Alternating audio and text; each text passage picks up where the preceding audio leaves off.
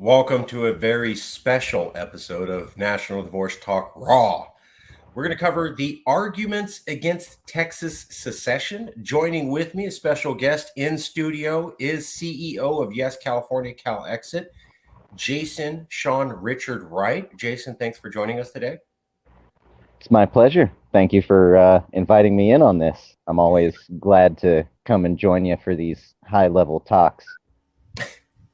We want to talk about our allies who we do not share values with in Texas.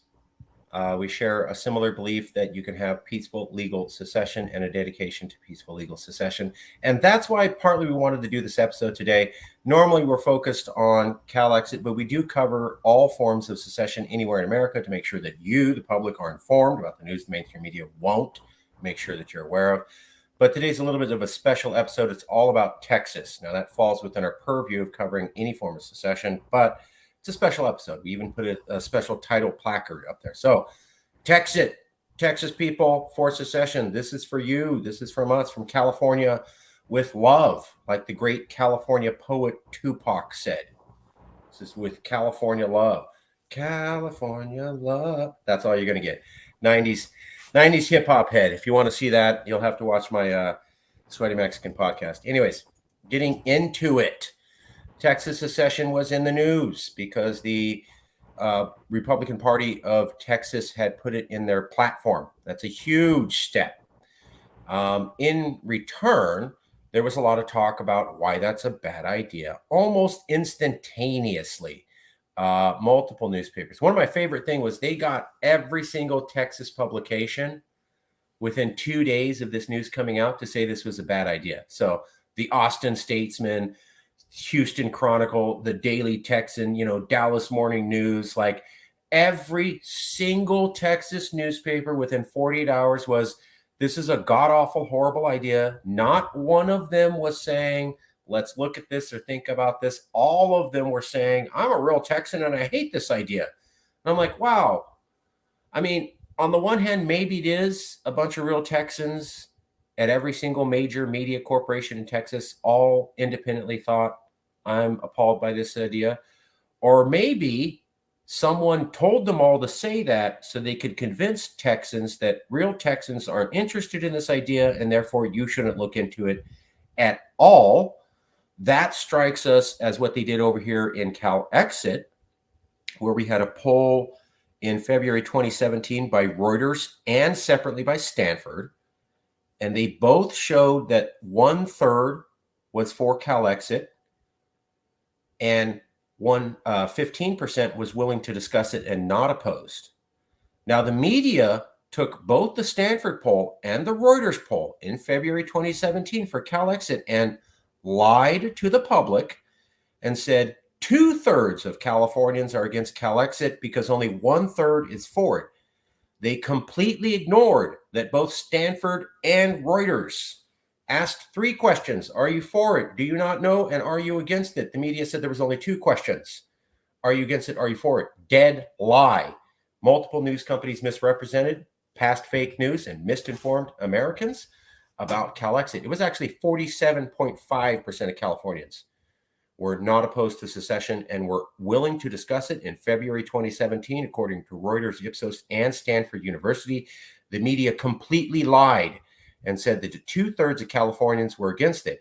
So when I see newspaper articles the day after Texas gets in the news with the Republican Party putting this in their platform, which you cannot do without a lot of support. So there had to be a ton of support to even get it that far. And then you see every single newspaper that's Texas-based says, oh, this is a horrible idea and I'm offended. And they all have a coordinated message within 48 hours. I mean, maybe it was a bunch of independent people making that statement. Maybe. Or maybe it's like what they did with Texit, where they somehow got every single news agency and a bunch of professors and a bunch of lawyers to lie, not look at the actual data that was publicly available, and misinform the public, telling them that a majority of Californians were against this when that was not true. It was barely over half against. Am I dead wrong in seeing the parallels here? I know we can't prove anything. I know we don't have somebody's hand in cookie dust, as they said, or caught red-handed, but are you seeing these parallels too, or am I just tripping, as we used to say in the 90s? Sorry, 90s hip hop head. Yeah, to me, it seems like there are definitely some chocolate stains around the mainstream media mouths over there in Texas right now.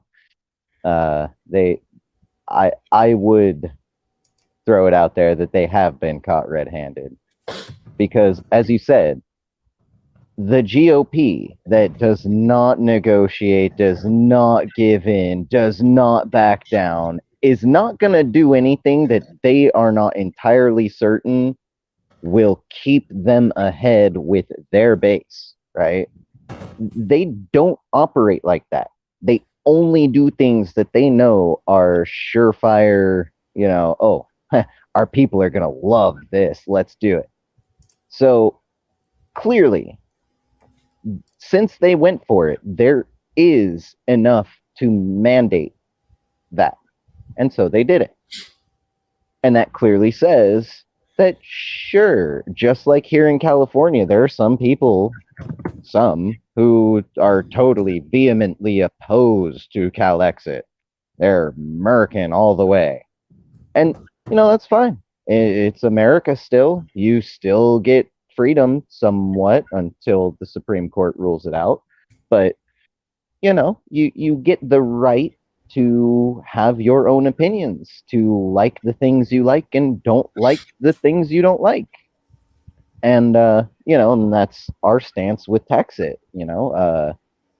We like the fact that they are 100% legal and peaceful. We don't like most of Texas legislators' policies, but that's because we're Californians. We're not even Texans. So, back to the point is, I look at all of this and I see very clearly this mainstream media outlet outpouring is an attempt to illegally, by international law, illegally dissuade the people of Texas from pursuing self-determination, which is a fundamental human right as laid out by the United Nations, as agreed to by the United States of America. If you are American, you need to realize you can't be doing that sort of thing, or you're breaking international law, and that America that you seem to love so much, that you say you care about so much, is going to be the one that financially and, legally suffers from your actions, your abuse of your authority and your station. Sorry, was that a little too harsh? No, I don't think it's harsh enough. Sometimes I talk about mainstream media and I get a little emphatic. James Young says it's only the people in La La Land who believe that the American empire is fixable. Completely agree. Well, also the Bay Area too. And those are our fellow Californians, and we love them, and we share their values. We just don't share their strategy. Whereas you compare it to Texit, we don't share their values, and we do share their strategy. So that's the juxtaposition. Like, these people we love and share values. We just don't think they're going the right way. These people, we don't want what they say, but we do think they have kind of the right idea about how to do it. So am I getting that wrong, Jason? No, that's a perfect summation. Totally agree with you, James. James, our buddy in the South, who's for Southern secession, not racism. Totally agree. Keep those comments coming, James. Well, let's get to it. Let me show you a clip of Daniel Miller. And then with your permission, I'd like to show you some of the clips that the news is using against Texas so we can cover the other way they're trying to trash them. Is that cool? Totally. All right, let's go. We're going to share screen, show you a couple things. Take a look at this. I want to show you this first. This is going to be the graphic for this video. We made this specially. This idea was designed by Jason. I put it together, but it was Jason Wright, CEO's idea. Tagline was mine, but that's the little graphic you can see for this. But now let's get to the actual information. I'd just like to say that's proof teamwork makes the dream work. Teamwork makes the dream work. I mean, we saw our allies at Texas who we don't share values with, but do share strategy with doing this. That inspired Jason. He came up with an idea. He sent it to me. I worked out the design. We sent it back to Texas and they loved it. So teamwork. Okay, here we go.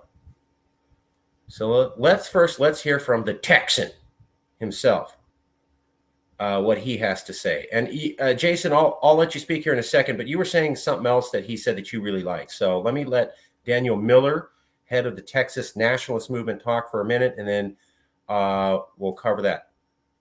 Calls to put the question to the people of Texas. And it's understandable because we fought for them to be that way.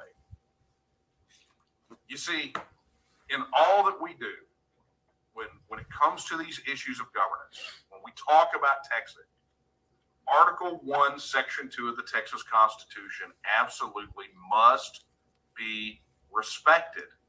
All political power is inherent in the people, and all free governments are founded on their authority and instituted for their benefit, right? But who does it reserve the right to make this decision to? It's there at the end. They have, at all times, the inalienable right to alter, reform, or abolish their government in such manner as they may think expedient. These questions belong to the people.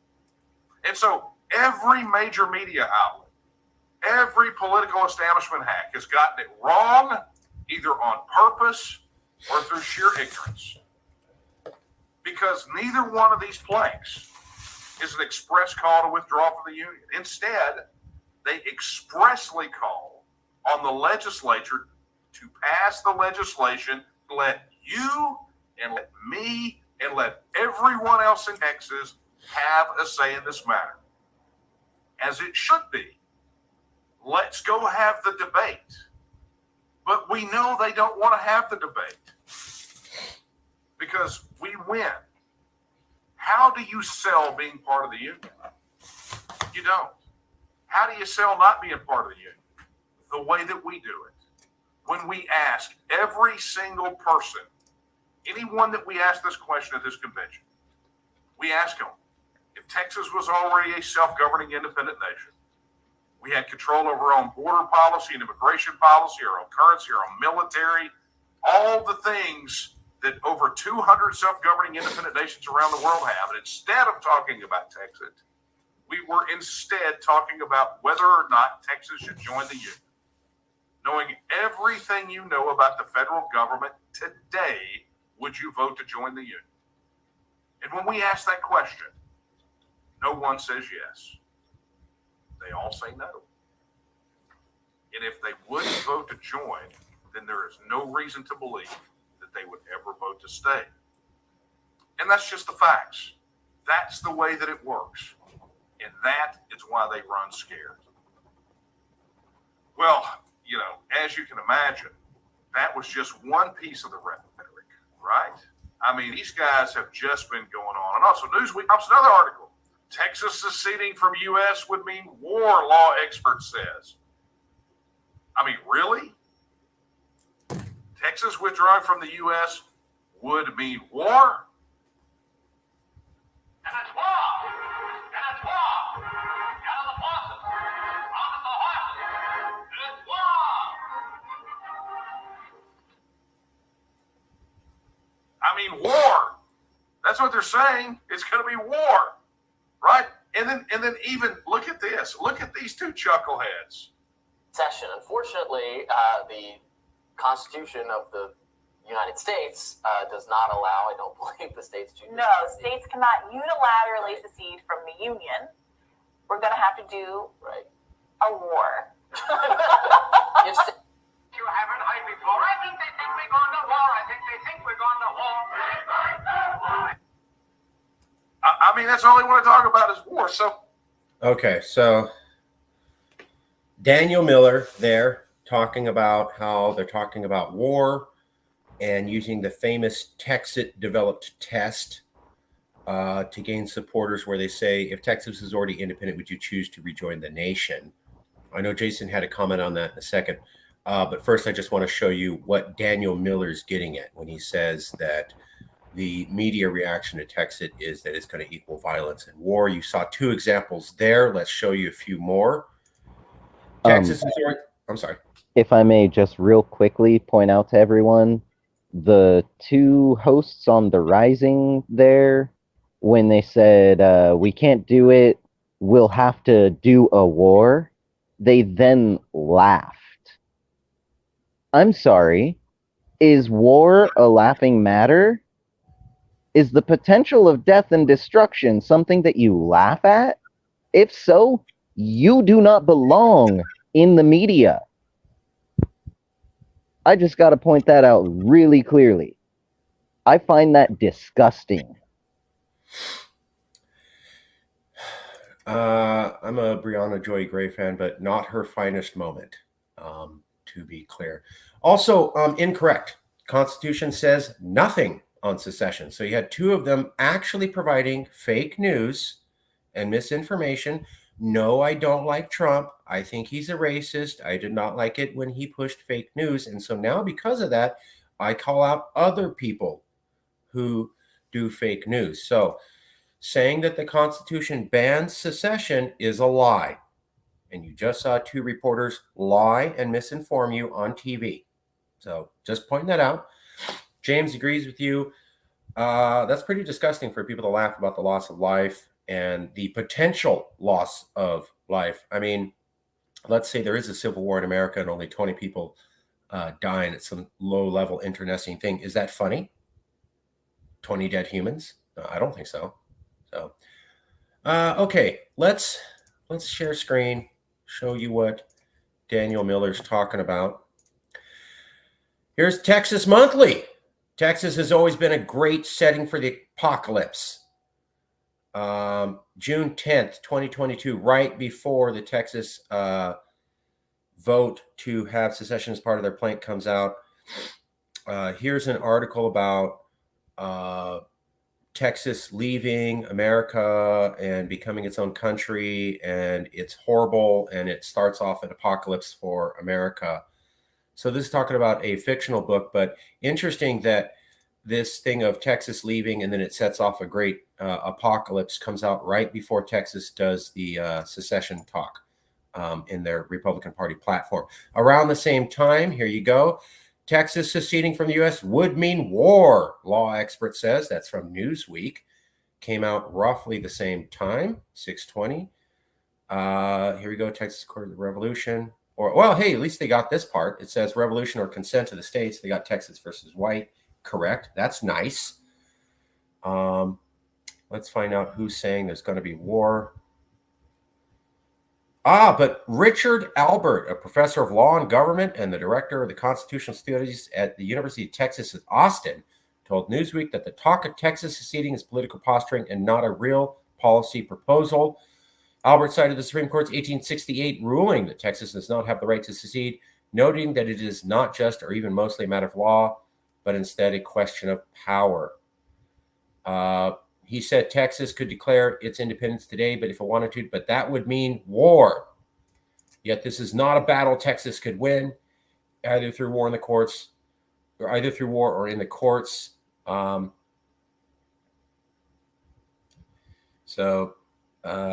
you go. They're talking about war. Here's this professor of law and government saying, oh, it's going to equal war.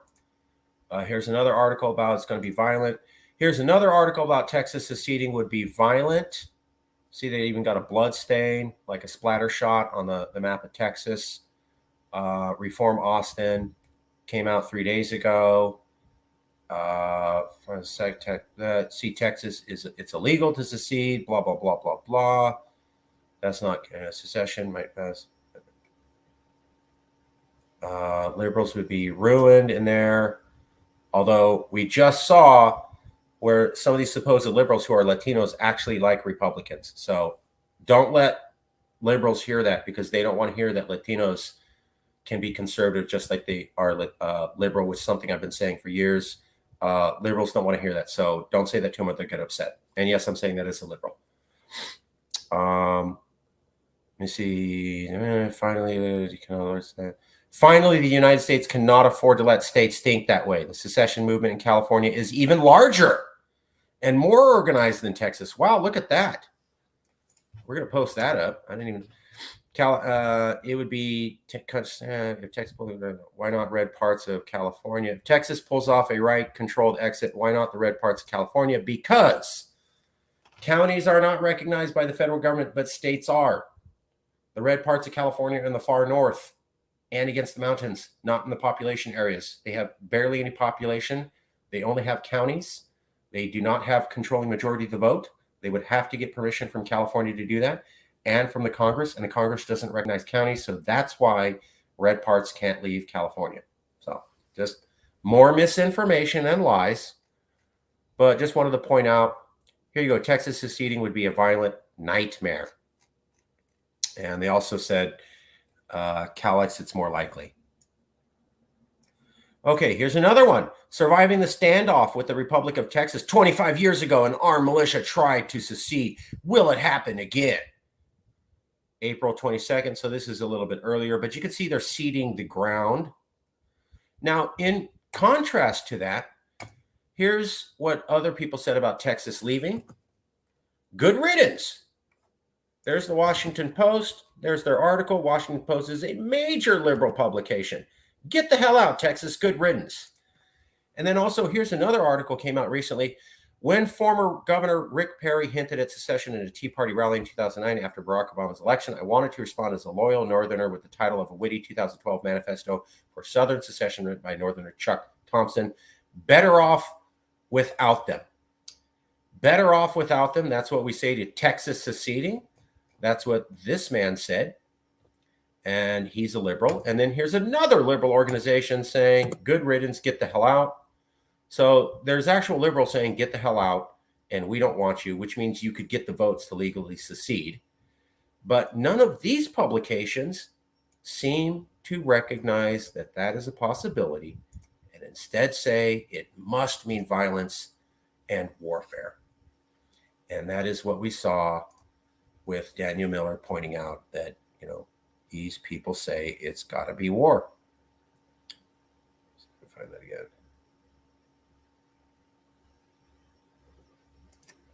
Yeah.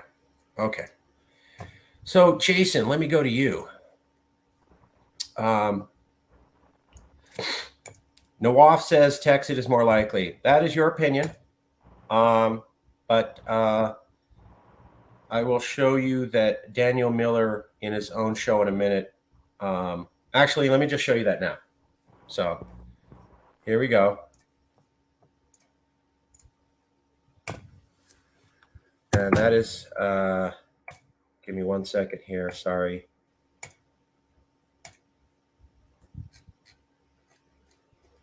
That is from Reform Austin.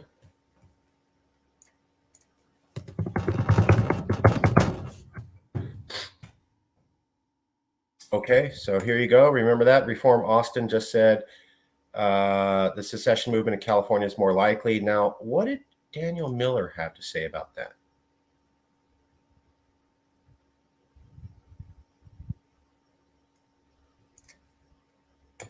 Right, just to show you what's what. Let's take this one. Okay, Francis Buckley. Professor at Scalia Law School, George Mason University. George Mason University is the source of. There it is.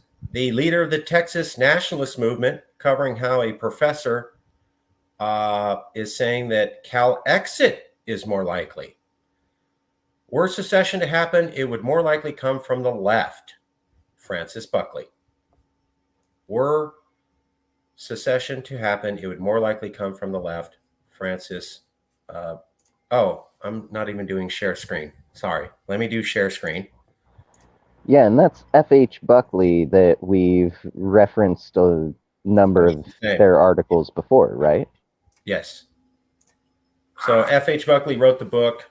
Here we go. And he specifically Could mentioned, Texas yes, California really in it. Experts weigh in. These always crack me up, right? Because what do? They drag out the same old tired, ridiculous academics who don't understand, right? But let me just, I'm just going to take a couple of these, right, just to show you what's what. Let's take this one. Okay. Yeah. Were secession to happen, it would more likely come from the left. That's Francis Buckley. So we're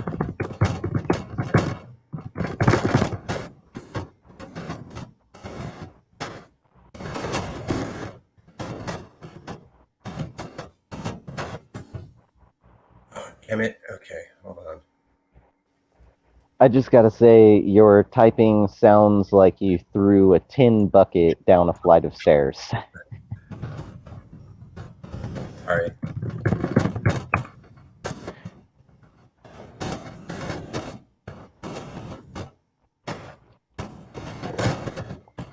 Ooh.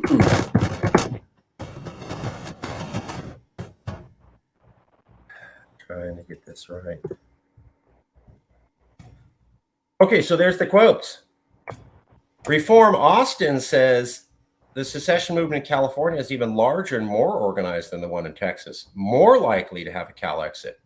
Francis Buckley, one of the top 3 experts on secession and who wrote a book and who was just covered by the Texas movement, also says were secession to happen, it would more likely happen on the left. Now, hold on, Texit.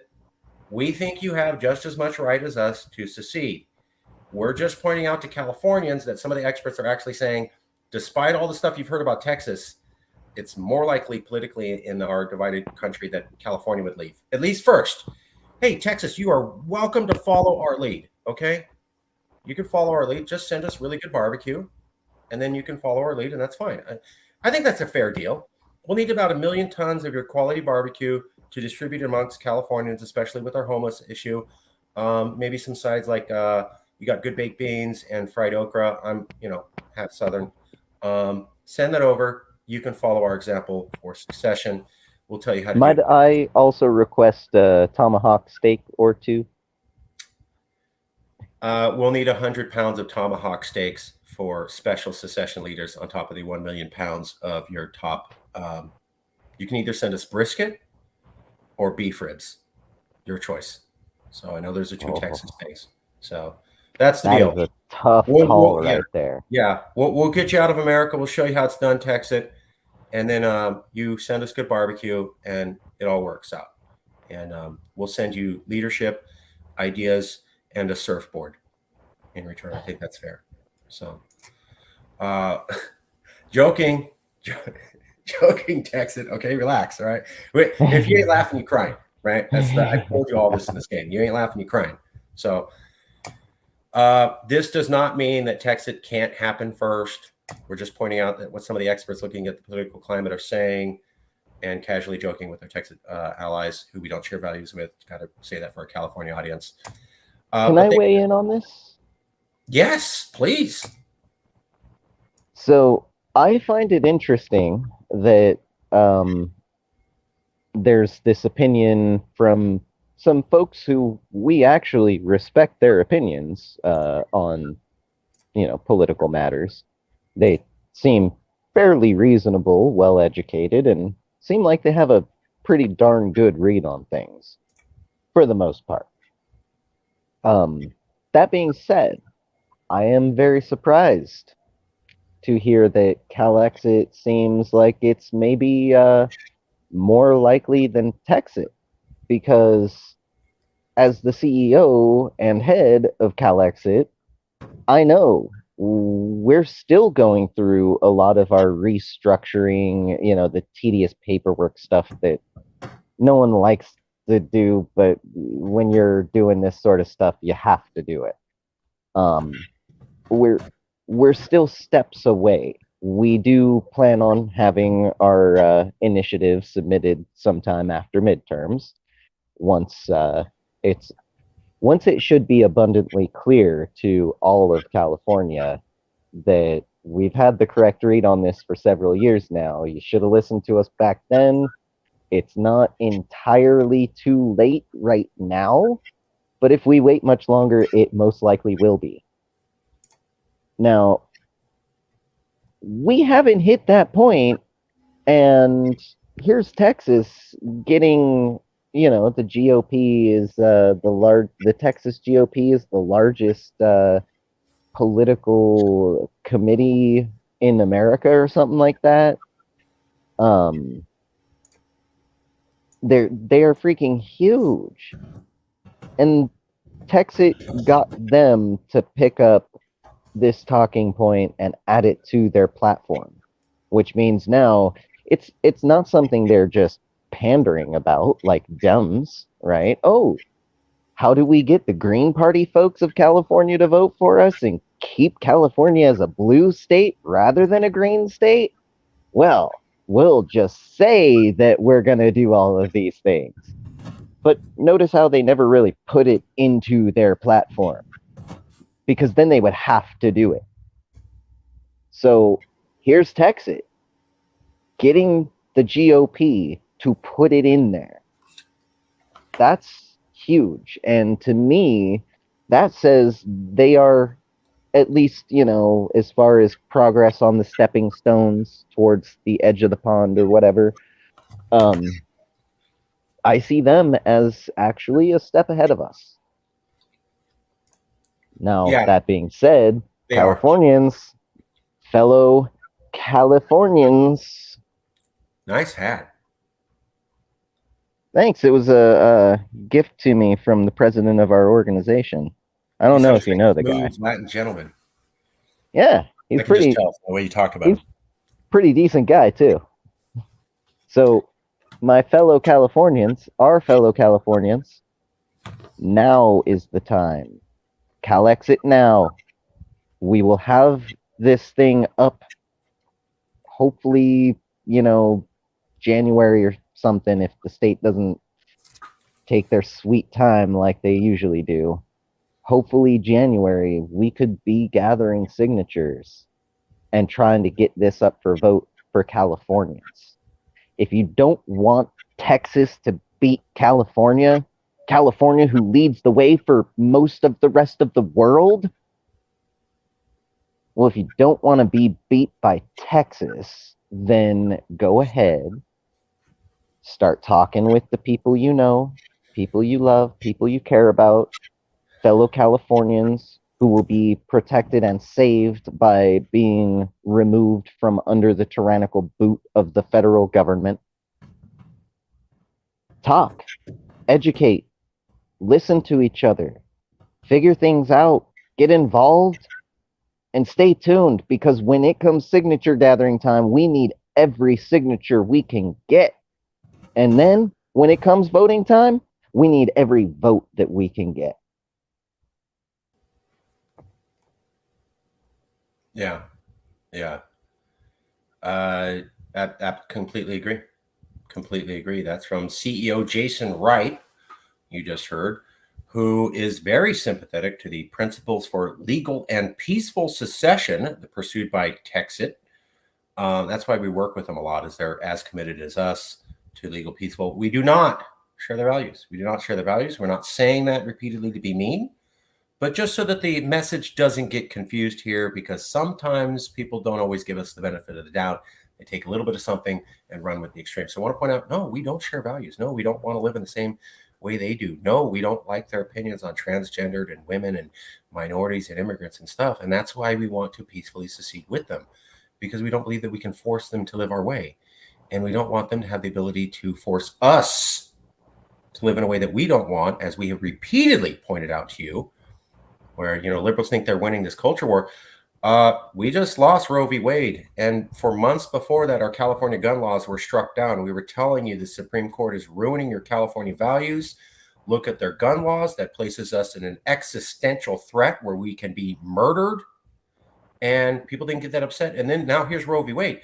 I mean, Roe v. Wade could potentially lead to some women dying from getting backroom abortions. But if that's what you're really worried about, and I'm reading all the literature on Roe v. Wade, and people worried about women having medical issues and dying and horrible scarring and all sorts of medical malpractice from having to do this. And hey, I'm sympathetic to you. But if you're concerned about manslaughter and death, when they strike down our gun laws, what do you think is going to happen? Manslaughter and death. So they've already been pushing California to not be able to support our values, which results in more manslaughter and death. And now they did Roe v. Wade, which is against California values and supports manslaughter and death. We've been warning you this is coming. Warning, pointing out the warning signs, saying, hey, look at this. They're gearing up. They're gearing up. They're gearing up. Watch this. Suddenly everybody pays attention. Folks, when we passed those gun control bans, it was because Californians were murdered, gunned down. And we said, we don't want any more loss of life. And then the Fed said, no, you don't get to have the protection. To me, that's like saying, hey, I want to protect my family. And my next door neighbor says, no, you don't get to. Just be vulnerable and your family gets to be vulnerable. I'd be upset. I don't think Californians were as upset as they should have been. And I think that is what presaged now. You shouldn't have been this shocked the Supreme Court did this. We were telling you it was going to happen.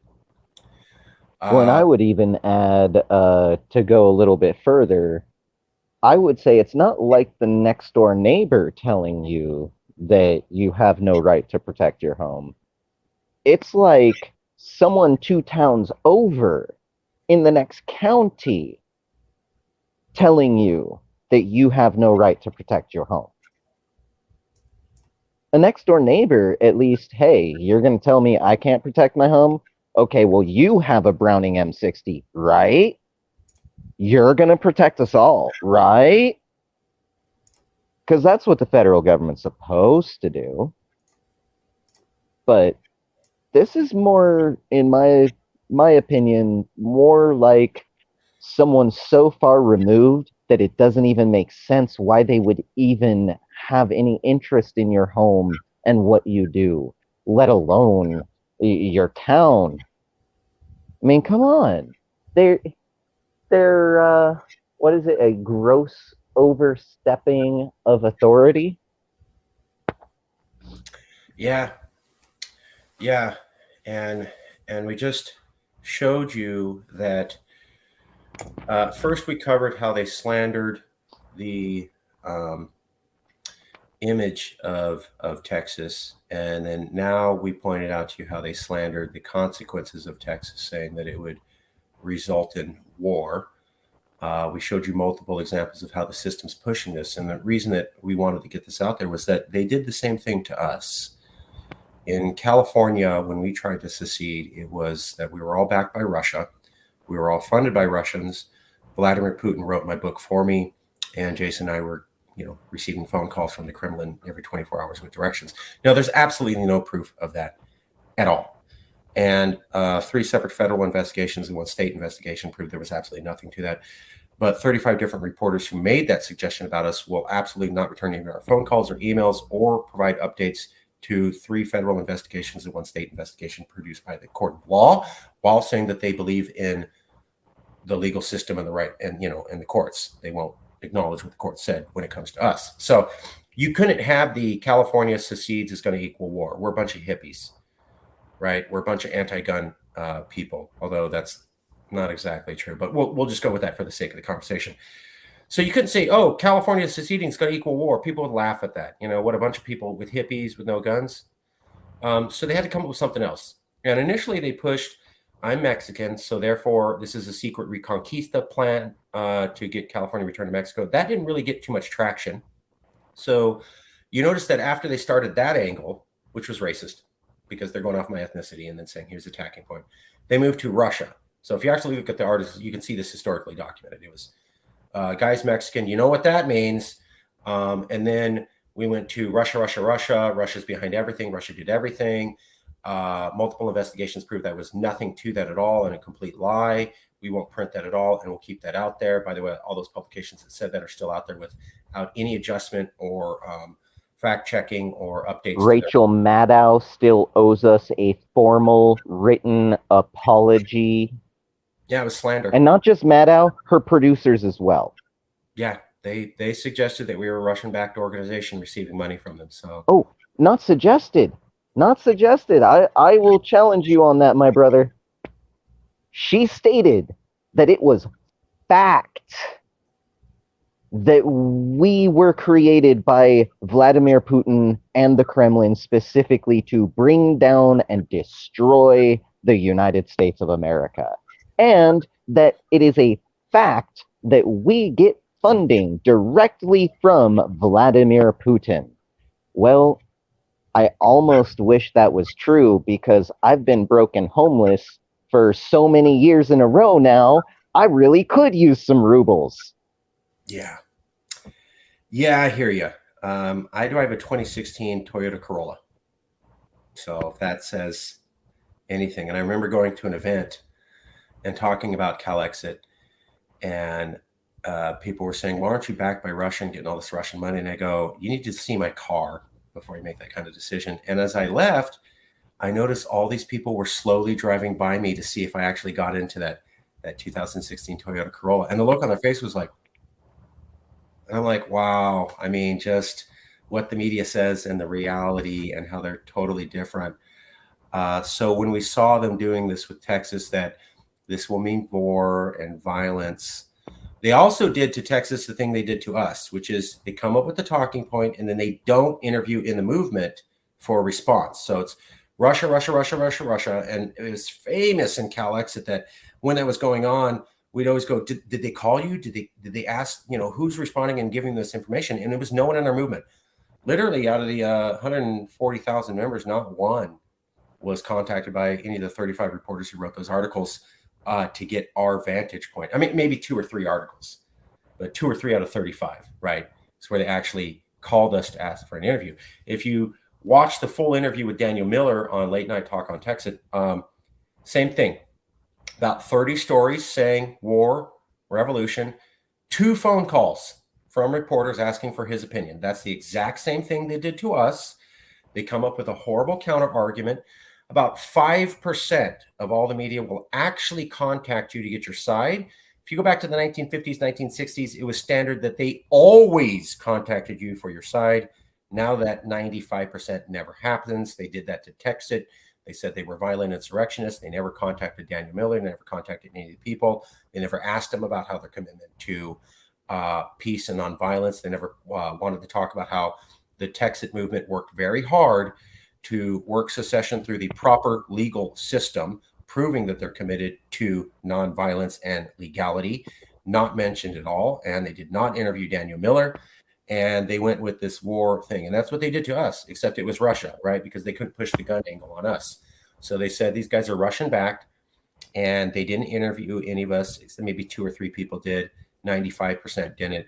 And then they went with the angle. So now we're looking at Texit, seeing a different angle tailored for them, that, hey, don't pursue this. It's going to equal war. By the way, we're not actually going to talk to the Texit movement. You're not going to hear about Daniel Miller's love for peace and nonviolence. You're not going to hear about their plan to use this in the legal system. And you're certainly not going to hear about Daniel Miller's love of Gene Sharp, the globally known foremost expert on political nonviolent government shifts. You won't hear that at all. So that's the same thing they did to us. So the system attacking the reasons for Texit, and the system attacking the consequences for Texit with slander and not asking for interviews from them. That's literally what they did to us at Calexit. And we just wanted to take a moment to say, look, I know you're seeing Texit, I know you're seeing guns, but they did it to us, and it was called Calexit in Russia. And it was completely a lie. They took a little kernel of some information. Lewis was in Russia. He did go to conference, and they did pay for 1 hotel night stay. The media said that they paid for his airline travel. That's a flat out lie. They paid for his time over there. That's a flat out lie. And they paid him to be there. That's a flat out lie. And then, the Wikipedia and everything says this group is backed by Russian funding. I don't know how a hotel night stay 1 night is enough funding to keep an organization like this running for 4 to 5 years. You need a budget. Did they give him the hotel? Like the whole hotel? Like they gave it to him so he can make money off of it? No. What they said was the conference is at this hotel. So if you come to the conference, you're expected to be there the night before, and they want you to stay at the hotel so they know you're going to show up to the conference. So they compensated everybody with a free 1 night hotel stay.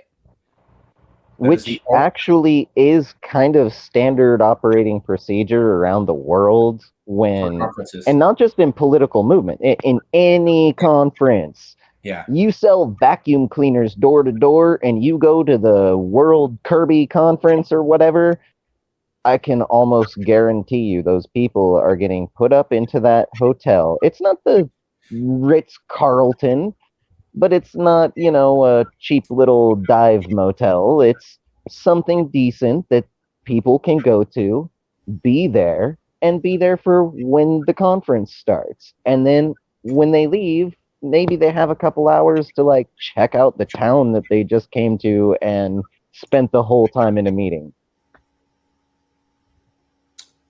It's standard. It's one hotel night stay, and they won't say that. So what they'll say is financially backed by Russia.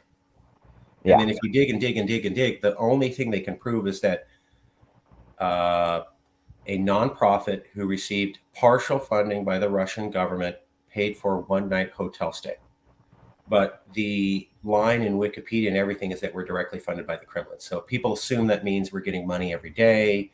They're paying for all our advertising, our traveling, our everything we do, staff time, communications, internet traffic, and that's a total lie. Wait, do I get paid for this? No, you don't. But the media says you do. So, but it's not me. It's Putin. They got my hopes up. Damn it, Putin! You got my hopes up. I thought you were gonna pay me 100 billion rubles a day. My dad was in the military. He's a vet, and I grew up. I have family in all 4 branches, all 5 actually. And when that Rachel Maddow show came out, I went over to my dad's house and he was almost crying. And he was going, "Are you a rebel?" Because he thought I was basically a terrorist because he watched the Rachel Maddow show, and that's what she basically said that I was that I was a domestic terrorist. And my father, who was served during Vietnam, he didn't get sent, but he lost a lot of buddies there. He's like, "Oh my God, I'm a patriot. I was willing to die for America." And now I found out that my son is a terrorist who hates America and wants to destroy it. And I go, "Dad, where are you getting this from? Like, I told you I was writing my book in 2012. Rachel Maddow does this 2016, 2017, right?" And I go, "I told you I write my book in 2011 and 12 and 13 and 14 and 15 and 16. And then finally, when it's on Rachel Maddow, you go off Rachel Maddow's interpretation. You don't even ask your own son. Who wrote the book? Who wrote the book? And I'm saying, Dad, I'm not saying anything different than this book I tried to get you to read for years. Okay? You didn't read it. And then you go off what Rachel Maddow says, assumes it's true, and confront me like I'm some sort of domestic terrorist. So, not fun.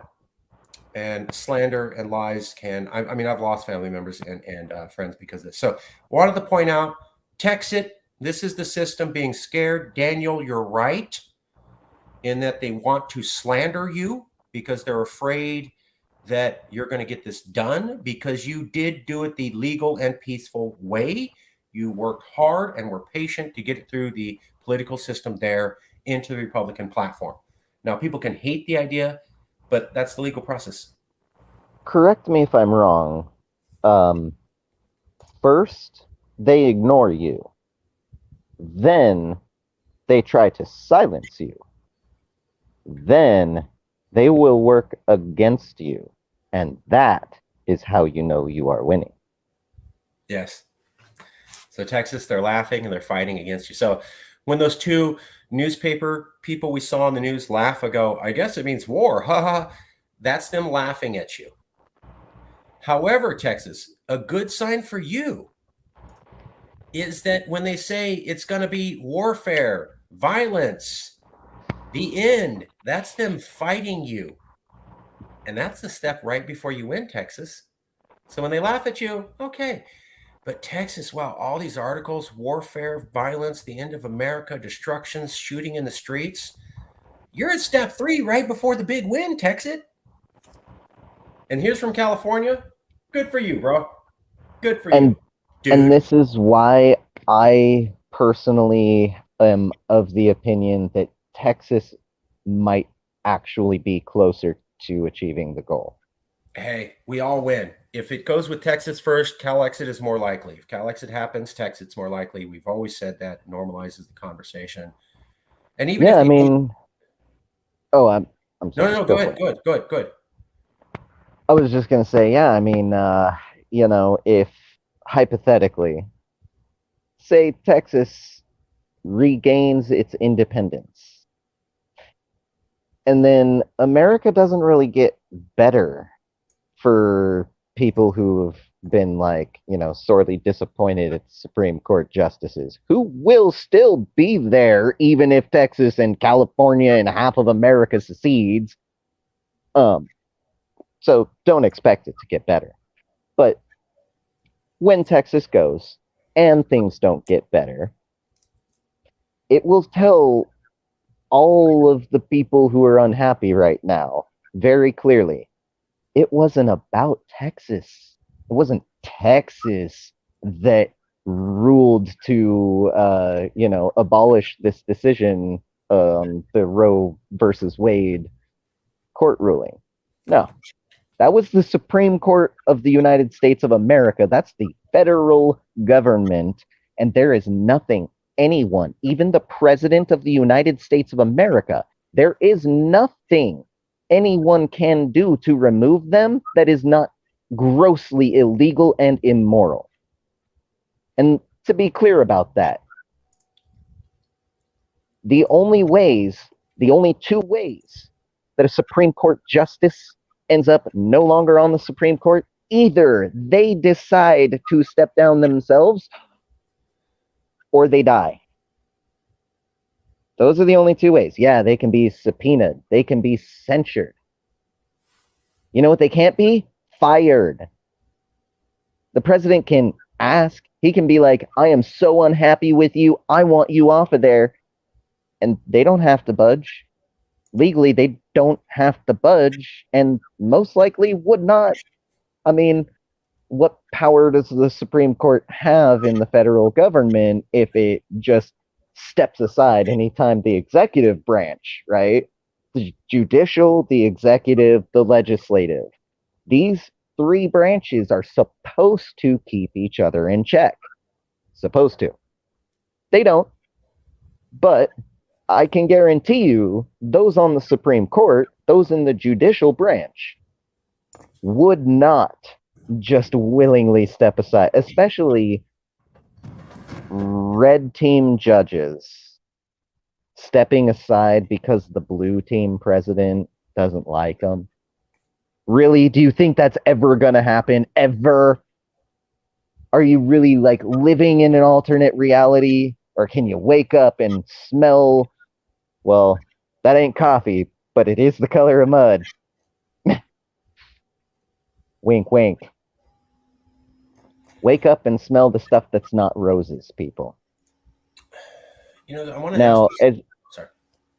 Well, I was just going to jump to something else real quick and say, now, on the point of Texas and it's going to mean war, if you actually look into Texas nationalist movement, you can find myriad examples of the inner workings of Texit, making it abundantly clear they do not tolerate unlawful behavior of any kind, and most definitely not violent behavior. They are hell-bent, like we are, on doing this 100% peacefully and legally. Because, like us, they know. They don't just understand, but they know. Because they read it and they sunk it into themselves and said, well, there is a legal way to do this and a not legal way to do this. The legal way, the only legal way, is to do it peacefully. If it is not peaceful, it is not legal. Must be peaceful. The moment it stops being peaceful, the moment that the movement promotes non-peaceful, is the moment that the federal government actually has legal justification to go and squash them, which is what they don't want. And it's the same with us. Why are we so hell-bent on legal and peaceful? Because we want this to actually, happen. If people start getting violent, it will never happen because the federal government will come in at that point. Right now, they can't. Not without looking like, I don't know, the next Adolf Hitler. I mean, really, that's not an extreme. Like, the world, other than maybe the neo-Nazis of the world, but, you know, the sane world sees Adolf Hitler as the example of the epitome of evil taking over a country. Now, if peaceful, hippy-dippy California, who actually does have a lot of guns, by the way, just saying, peaceful, hippy-dippy California gets bombed into oblivion for pursuing a legal route to self-determination, there's no way you're going to look like anything but Adolf Hitler, or maybe Stalin, Mussolini, you know, take a pick of Pinochet, right? Take a pick of genocidal maniacs of the world, and that's who America would be basically making themselves to be, which I'm pretty sure those who love America would not like that, because people who love America are under the impression that America is always the good guy and saves the world. Even though the reality of the situation is much different.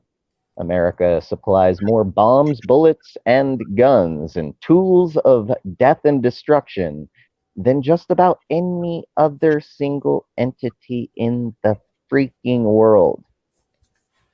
If you don't like death and destruction, you probably shouldn't be such a big fan of the American war machine. Now, as far as the destruction of America, oh, if California secedes, America will collapse. If Texas secedes, America will cease to be. Do you think that America is still America right now? Do you honestly believe that the founding fathers of the United States of America, who took 13 colonies and made them into a nation, do you think that they would see any of this? Do you think John Adams would read through half of the legislative BS in the federal government right now and say, oh yeah, this is the America we built? No, he would not. John Adams, notably one of the greatest lawyers, one of the greatest legal minds of his time. That was a point that you had made that was similar to Daniel's. Yeah, and you know, I love that question. I think all of us Californians, we need to ask ourselves that question. Now, we know maybe some people don't know, so I'll go ahead and put out a little California history moment here. Most states, when they joined the union, there was this legal process that included the federal government and all the other states, and then this, want to be a state entity. And then there's a vote that happens and results get counted, and then they solidify the results. Well, California was not admitted to the union in that manner. In fact, the only people who could vote after California was annexed were people of a certain skin color and certain gender and certain wealth. Rich white men. Oh, yes, obviously. Rich white men from America, not from California. If you were a Californian and you were a rich white man, you still would not have been able to legally vote on whether or not California could be part of America. Only American citizens were allowed to vote for that.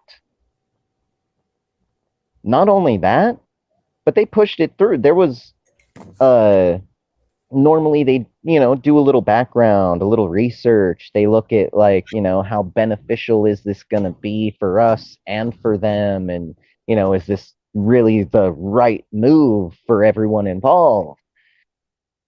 With California, they said, hey, there's gold there, and we just got dollar signs in our eyes. That's it. That we have to have it. There is no question about it. Do whatever it takes. And you know what? They did. They committed genocide against our indigenous brothers and sisters. Genocide was not a thing in the independent Republic of California.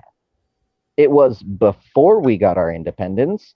It's why we went and fought a war against Mexico to get our independence.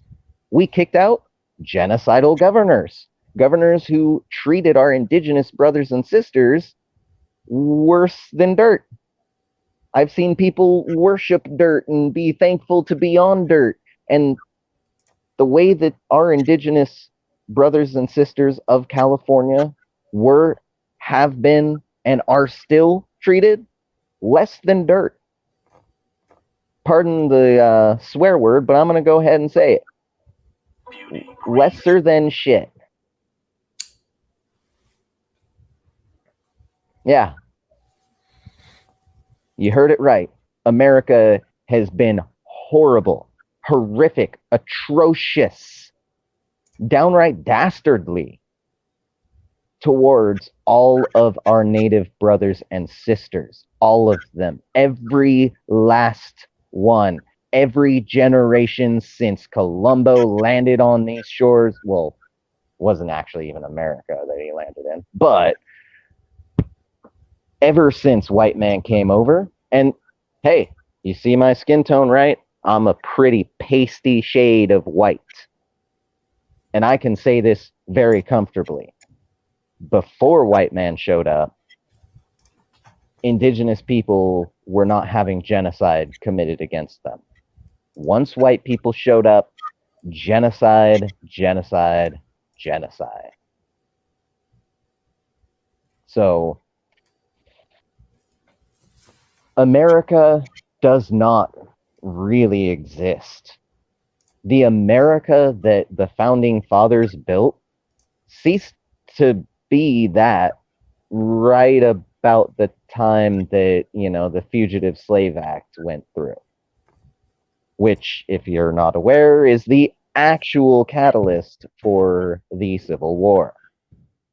South says, hey, we own these people. They're not even people. They're like lesser than livestock. They're not really human beings. They're animals. And we own them. And because they've run away from our properties, you have to return them, even though you don't agree that these aren't people, and you don't agree that anyone should be able to own these people, as you call it. And so, nullification began. Okay, well, you have your rules for you. We have our rules for us. We do not need to follow your rules because you're crazy and we don't like you and we don't like your rules. And so then the other side comes back with pretty much the exact same set of words. It's a tit for tat, eye for an eye. And, no one won the Civil War. Everyone lost. The moment it started, everyone's a loser. And that's why we push for this peaceful national divorce. Because people are already talking nullification. People are already talking insurrection. People are actually going out and doing things that they had just said, hey, when other people did it, this is wrong and against America, should never happen. This is treason. It's punishable by death. Let's take them out back and shoot them all. And then they go and do the same thing. Come on, people. This says very clearly that if we do not pursue the peaceful route that we have before us, the only option left is going to be that dreadful war that none of us want, because we will all be the losers.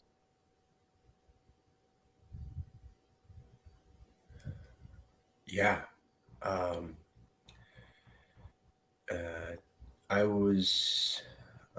James Young wants me to ask you about your opinion of reporter Chris Hedges' warning that America is mentally ill.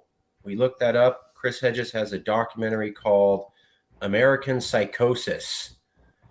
Let me show you a clip from that, and then I'd like to get your opinion to answer James' question. Second.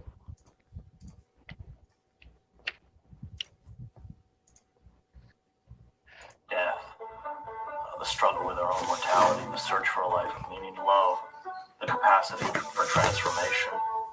Those forces are ones that make us stop and become introspective and think and look within ourselves to see who we are and where we're going. And that's what any totalitarian state seeks to crush. And yet we kind of blissfully have checked out.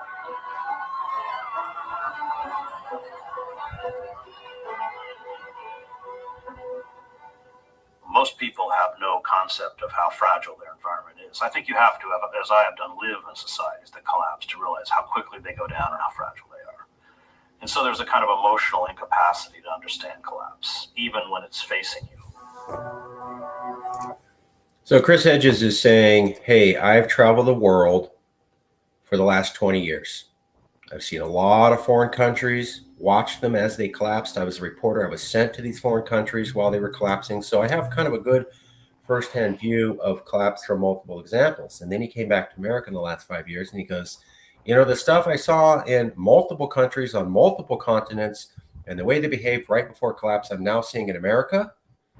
And those behaviors that parallel third world countries that collapsed, you know, in the African continent and Latin America and Southeast Asian continent, he's now saying are parallel to what we're seeing in America today. Now, that documentary came out in 2020. That's 2 years old. So we did not have multiple capitals being stormed. We did not have multiple people talking about the potential for civil war. January 6th, I think, just happened or maybe didn't happen. And we didn't have Roe v. Wade being overturned and all the disunity that we're seeing. So he made that statement before things got as bad as they are now. Jason Wright, what's your thoughts? Chris Hedge totally wrong about America or totally right? What do you say? Well, I would say I do have a great respect for Chris Hedges. I know, or let me rephrase that. I find him to be a person who does his due diligence, does his research, doesn't just, you know, spout off about things assuming that he's correct. There have been things I have disagreed with him on here and there. Yeah, as humans do, right? It's kind of natural. I do wholeheartedly agree with what he's saying here. I think maybe he's not going far enough with it, really. But then you point out this is potentially before even the January 6th storming of the Capitol, so that would make sense why it's not a little more harsh. But yeah, he's got it. It's correct. America, I mean, not just metaphorically, but like literally, America is mentally ill. American mental illness statistics are insane. As a figure of speech, insane, you know, but you don't have to pardon the pun because it's not really a pun. It's kind of the scary truth of it. America's got so much mental illness going unchecked, and a lot of it has to do with the lack of health care for all. Oh, I'm sorry, that's socialism. Oh, you dirty commie bastards, you. Wanting people to be healthy and live longer and have a decent life and feel good about the life that they live. Oh, you're so bad. So wrong for that. That's all tongue in cheek, by the way. There's the documentary from Chris Hedges. You can see it. So obviously we agree. Good question, James. if I may, I want to point out a few factoids. Well, Devil War says you're right. Yes, Jason's right for everything in the American history and right now. And let me just cover a couple things that I saw. So real quick. So James Young is a Southern secessionist. He's half Jewish and half and part indigenous. And he says, I'm for secession. Don't worry. I'm not backed by Russia. I'm just one pissed off American. Well, James, they won't call you a Russian spy, but they probably would call you a white nationalist. So I know you're Jewish. I know you're indigenous. We work with someone called Adam Kokesh, who is also Jewish. And because he hung out with libertarians once, they called him a white nationalist. So he was a white nationalist Jewish person. I don't know how that exists, but that's what the media says. So, James, don't stop fighting, but just get ready for the ridiculous. I know you're Jewish. They're going to call you a white nationalist if you get anywhere. Just letting you know, right? That's how this is going to go. Secondly, well, and James, also don't take it too hard because Mr. Ruiz Evans here, very obviously a much darker shade than my own. And he has been called a white supremacist.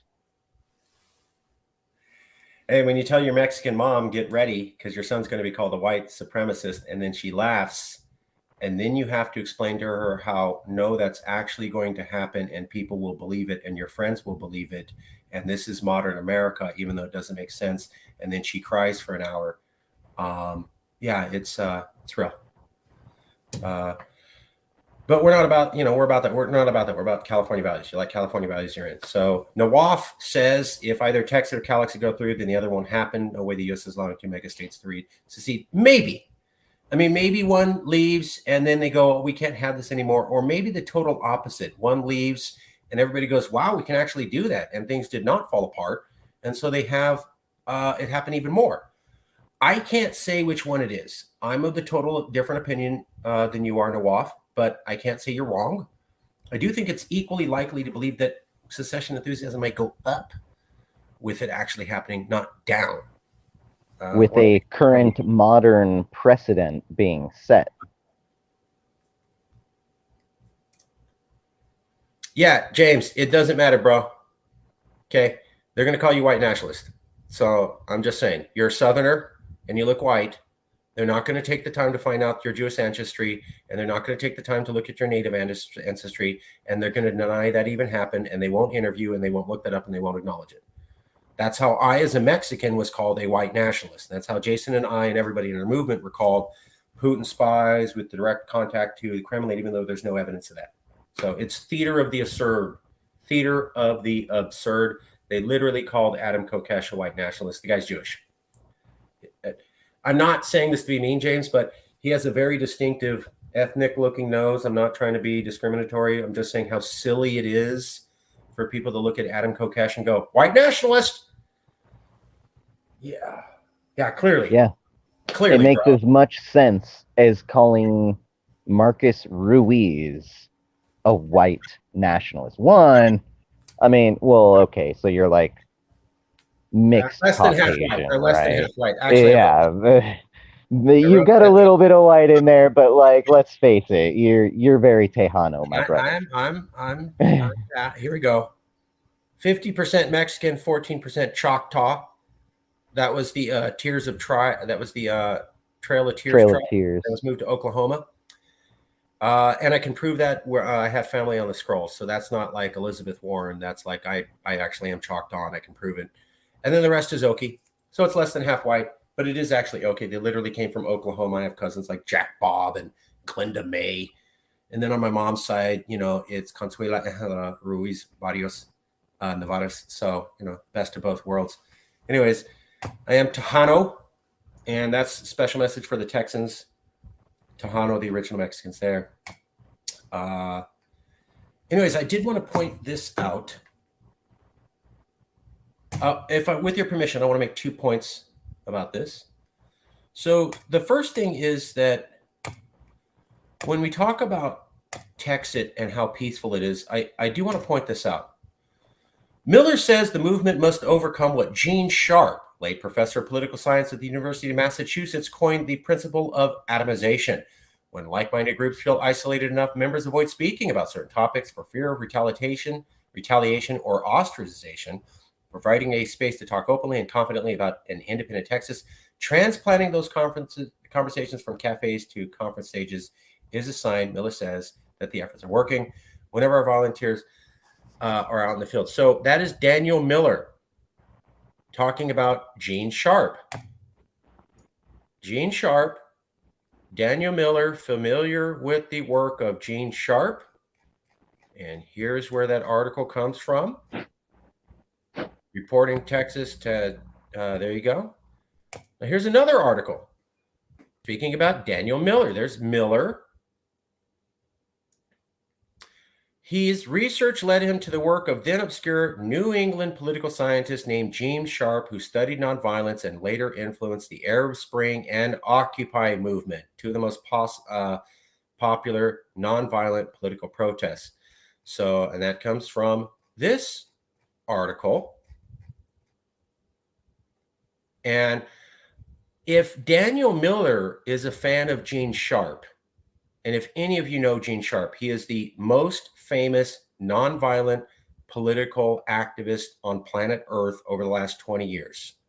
Daniel Miller is mentioned in 2 separate publications as being a scholar and fan of Gene Sharp.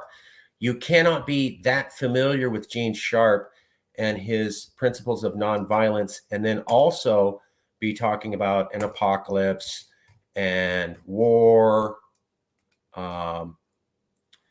and violent nightmare and surviving a militia to attempt to secede. So somehow, when the news talked about how Texas secession equals war and violence and stuff, they completely forgot to mention that 2 publications 2 years prior pointed out that Daniel Miller was a big fan of Gene Sharp, the globally renowned leader of nonviolent political transition movement. So isn't that interesting that Daniel Miller is in 2 publications talking about Gene Sharp and his commitment to Gene Sharp's principles, and yet none of that is mentioned at all in all of the articles that come out recently saying Texas secession is going to lead to war.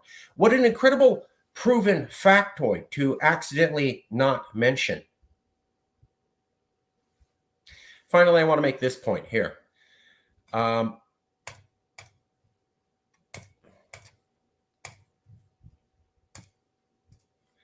So when Donald Trump was president, one of the things that liberals hated about him was he destroyed institutions. Trump alleged voter fraud and said that the U.S. election system was not operating fairly for the people, spreading distrust in the election system. Trump spread the conspiracy theory there was a deep state inside the bureaucracy, undermining basically Washington. Trump undermined the FBI and criticized them, undermining support for the FBI. Trump also hurt the image of the Justice Department by making it look like it was owned by him. Trump ruined the image of the U.S. intelligence agencies. Trump attacked the courts. He's personally attacked individual judges and broadly attacked the Ninth Circuit Court of Appeals. He said the court's rulings against his Muslim ban were putting the country at risk. Trump has tried to spend money without Congress. Trump has hit, yeah. So when Donald Trump attacked institutions like the courts or the intelligence agencies or the FBI or the U.S. election system, he was called a bad guy.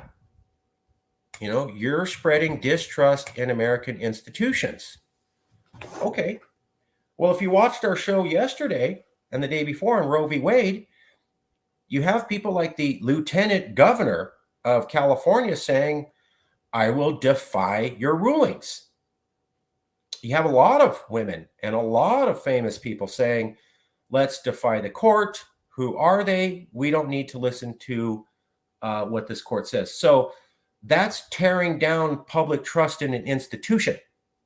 When Donald Trump did that, he was destroying America and was likely under the influence of Vladimir Putin, who wants America destroyed. And that's why Donald Trump was attacking so many U.S. institutions. That's what they literally said. They go, this is what a foreign government that hates America would want. It's for somebody to build distrust in American institutions. Well, now read the newspaper, right? I don't care what the Supreme Court says. Who the hell are these guys? Let's ignore them, defy their rulings. That's building distrust in institutions. Now, again, I am for Roe v. Wade, but when you have a president destroy trust in institutions and then he's gone, and the side that criticized that behavior literally then re-engages in that exact same behavior. And when you have a side that storms the Capitol and the other side criticizes them and then literally re-engages in that behavior, it's a sign of chaos, folks. Tearing down institutions, storming capitals. Literally both sides are doing it now. It used to just be on the right, January 6th and Donald Trump.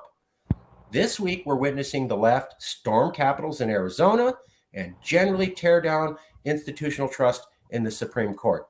Now, I'm with Roe v. Wade saying it's California value, but I'm also a scholar of foreign policy and failed governments.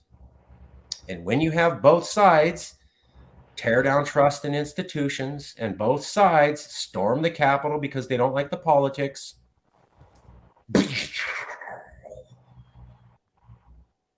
Yeah, it's not pretty much over. It's not this is going to be over soon. This is already over and people are just mainly in denial. And denial ain't going to get us anywhere. At least not anywhere good. Outside of Egypt. Yeah. I think it's important to point out that James, we know you're not racist.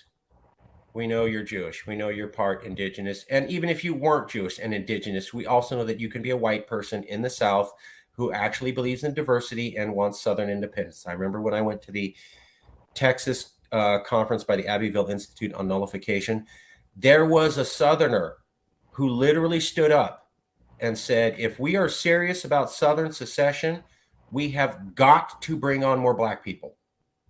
And he said it in front of the room and he stood up. That man died 6 months later.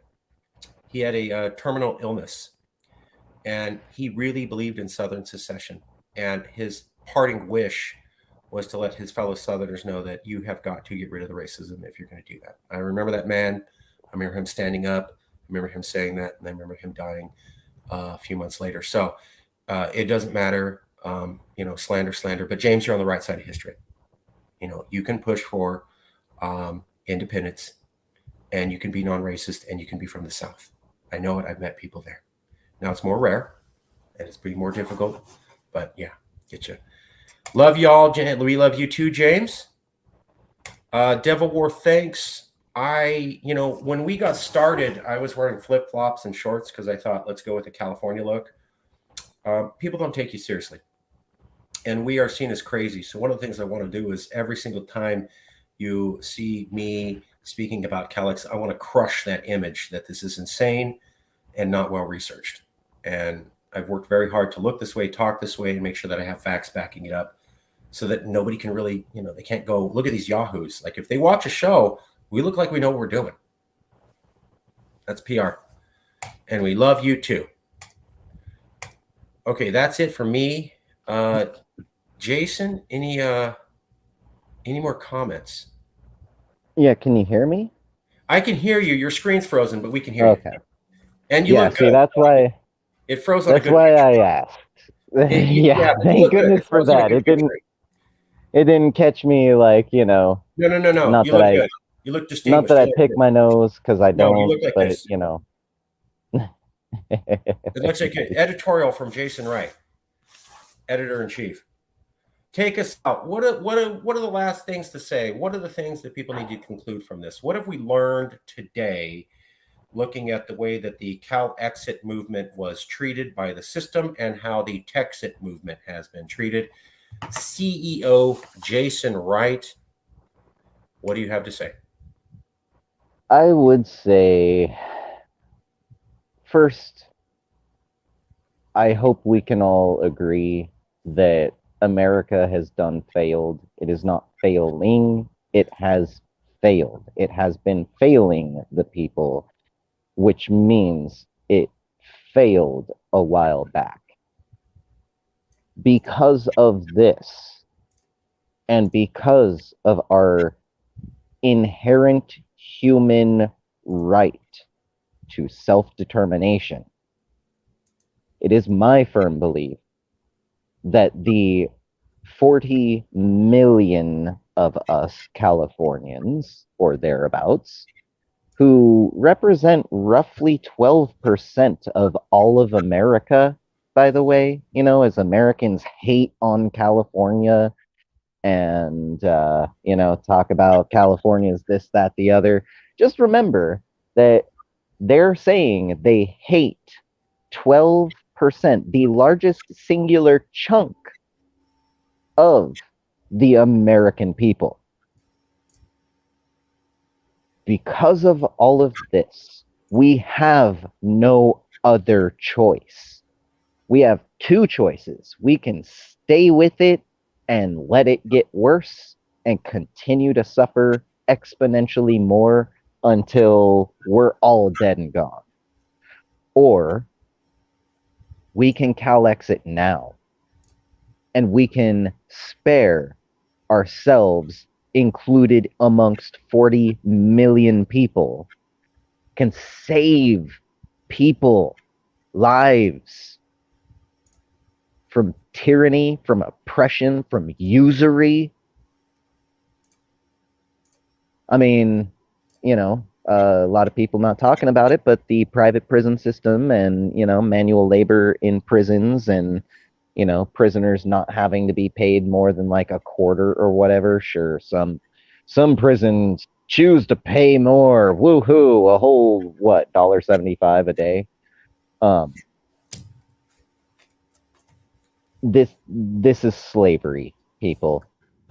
If I commit a crime and I am doing my time as legal punishment and recompense for my actions,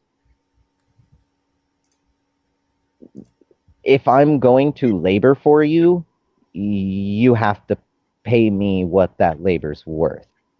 That's what the law says.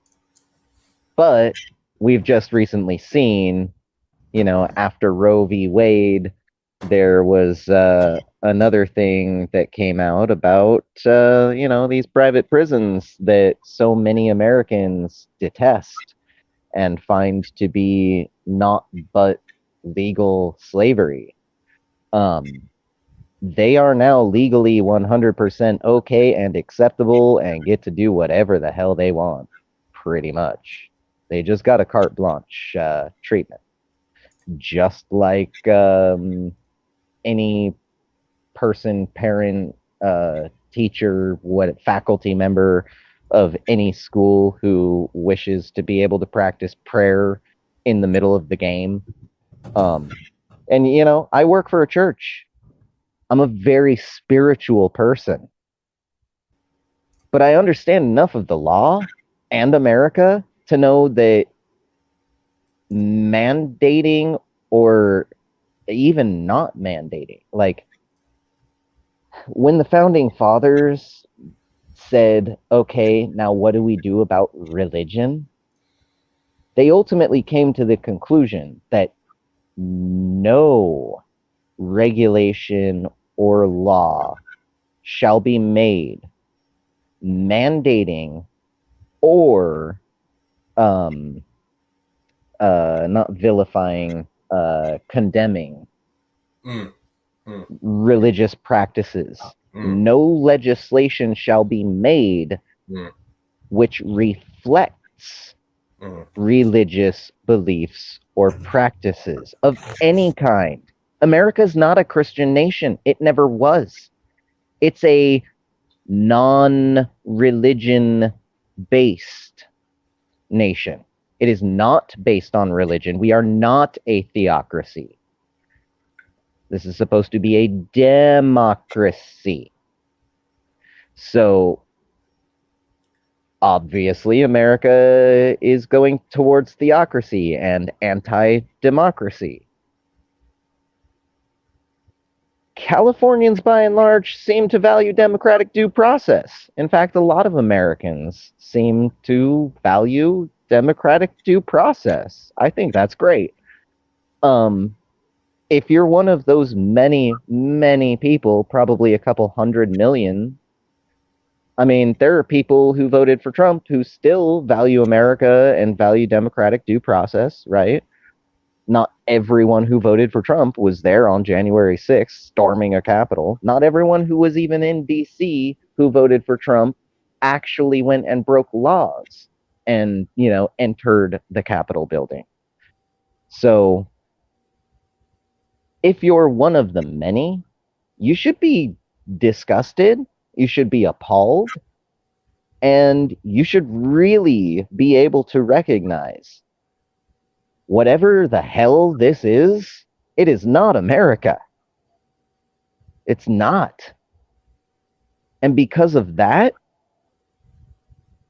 us reclaiming our independence, be it Texas, California, whoever, anyone or all,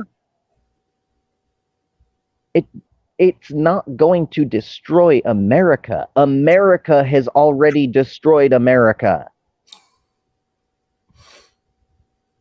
America walked up to the Statue of Liberty, pushed her down, and started kicking her while she was down, and then picked her up and threw her on the train tracks.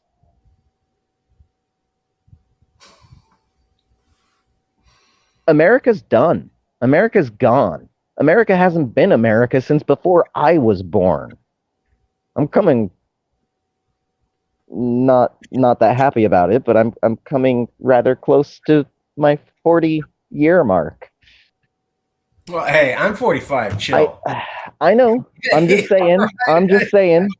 I'm coming close to that 40 mark. Oh, That's a decent amount of time. Like you can see things happen, right? We've seen nations crumble. We've seen nations be built.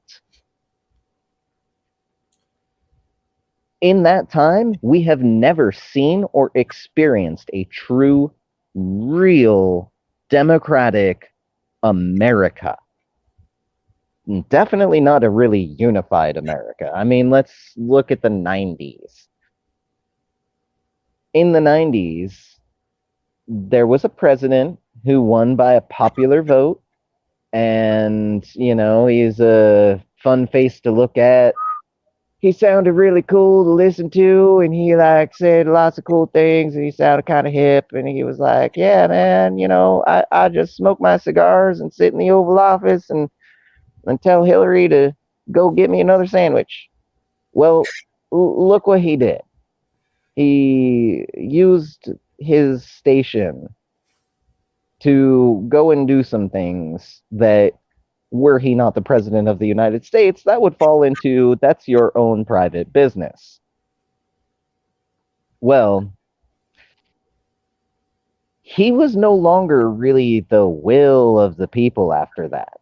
And in fact, enough of America was actually disgusted because, let's face it, religious or not, most Americans do seem to have some sort of code of ethics and morals that are don't cheat on your spouse and don't rob people, don't murder people. There are certain things that just go against humanity. Yeah. And a lot of America was, one, really shocked. Wait, this guy did that? We thought he was great. Then they were more confounded by, the shock was compounded. They were confounded and compounding shock because it came out that he actually lied to them. No, I did not. Actually, you did, dude. Mr. freaking President. And the Democratic Party lost a lot of its support because they put everything they had into this dude who turned out to be a philanderer. And is that a war crime? Did he commit genocide? Did he go and murder a bunch of people by doing that? No, he was philandering. Other things he did in office, however, that could be looked at. Kosovo. But the thing to remember is that the people no longer supported a certain party based mainly on that party's actual lack of value and principle, right? They say they've got value and principle, but look who they throw their lot in with. Another good example of that is the current sitting president, who, as a senator, voted against desegregation. Yes, he voted against having non-white people being able to do things like go to school or dine in the same restaurants or drink from the same water fountains, use the same bathrooms as white people. He is a white supremacist. That's who the Dems prop up. And look at the red team. They also prop up someone very unsavory. The majority of people are not really happy. Whether they vote for Biden because they don't want Trump again, or whether they vote for Trump because they think Biden's old and dumb, that's not the issue. The issue is the actual amount of faith and trust that the people have in the federal government. And I would postulate that Trump maybe did do some things to potentially help erode a little bit more. But let's face it, the American people were not endowed with 100% sterling faith in agencies like the FBI and the CIA. I mean, did like, you know, everyone who lived through the 70s and 80s forget about the whole Contra scandal? Yes, they did. That answers your question. Yes, they did. Squads to Latinos, and they're not even aware of what I'm talking about. So even Latin people are ignorant about what America did in the 80s. Well, and so Marcus, maybe we should have some high-level breakdowns. Folks, if you watch this, either tuned in live or later when it's posted, put it down in the comments. What would you like to see us do some high-level analysis on? Iran-Contra scandal? The formation of banana republics in Central and South Americas? The illegal annexation of Hawaii or California? What about what is it? I was just looking at it earlier. The United States military bought part of Hawaii so that they can test their weapons. They bought that piece for $1. Because it turns out if you beat someone up enough and you kick them and you starve them and you keep them locked away until they are on the verge of death, and you say, hey, you know, this $1 could get you something to eat. Looks really good, doesn't it? All you have to do is sign on the dotted line. Now, yes, the law does not accept this as a valid means of acquiring something because it falls under, you know, forced and coerced, manipulated, right? there are many different words that they have. You might call it immoral, unethical. I like to say it's just plain wrong, right? I mean, what is right? What is wrong? I think it's pretty abstract. However, there are certain cases like this where it is very clearly wrong. So, folks, whatever you want us to give a breakdown on, put it in the comments. We'll pull out some of the best, most interesting ones, some of the ones that we feel that we could put together a whole show on. Some topics maybe we won't be able to put together much material because it's something too abstract, too new, maybe so old there's not enough information on it anymore because the winner writes the history books. But whatever it is, we will go ahead and do this because we're not in this for us. Marcus isn't in this for Marcus or for Jason. Jason's not in this for Jason or for Marcus. Marcus and Jason, both of us here right now, we're here for the 40 million brothers and sisters, many of whom are indigenous to California. Mm-hmm. That's who we're here for. That's why we do this. We're doing it for you. So what do you want? Tell us. Ask and ye shall receive. Can I get an amen? Amen. Preach, brother. I actually went to Southern Baptist Church, so I saw that. Feel the spirit. Okay. Last minute comment. So, folks, further proof that we are not funded by Russia or by anyone. We have what will be coming out and available next month.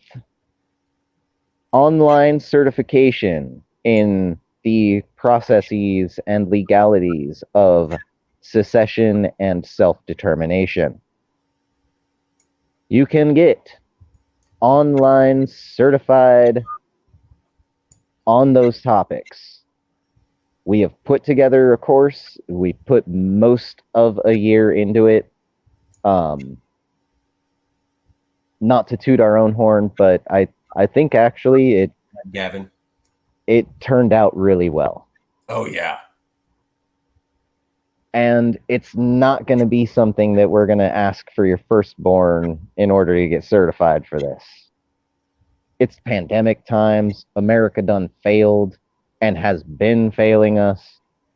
We're all hurting. We're not going to ask for, only billionaires to consider this, please. No. What we want is for as many Californians to get educated on this as possible, because the more we know, knowledge is power, right?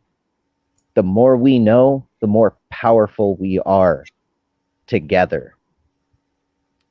True. Also, look for CaliCoin. The schematic has been designed. It has been completely conceptualized. It is now about to start into the phase of physical existence. A physical, non-fungible token called CaliCoin. Little round piece of metal, has to do with Texit. You can show it off to your friends. You could drill a hole through it and put it on a necklace if you want.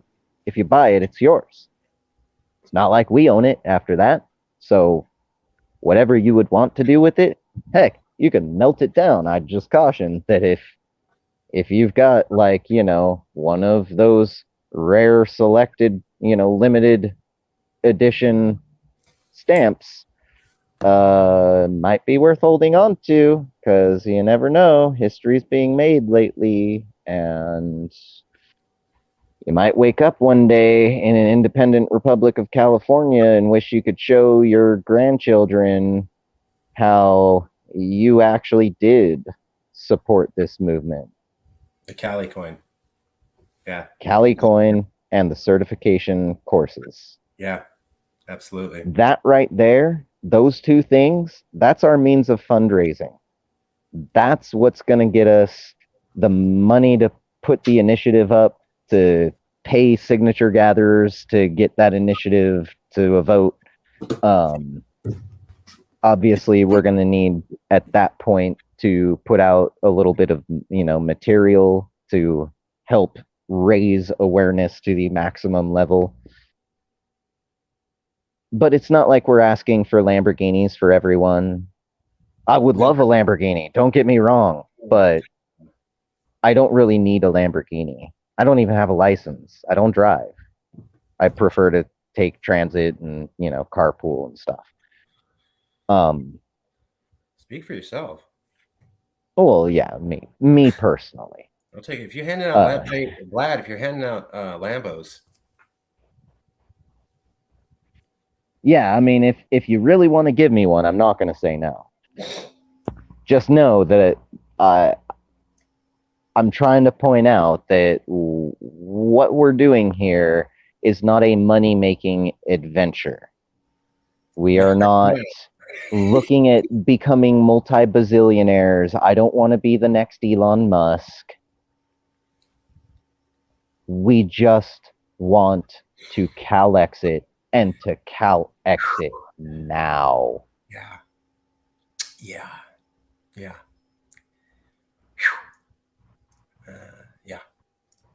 Okay. We'll leave it there.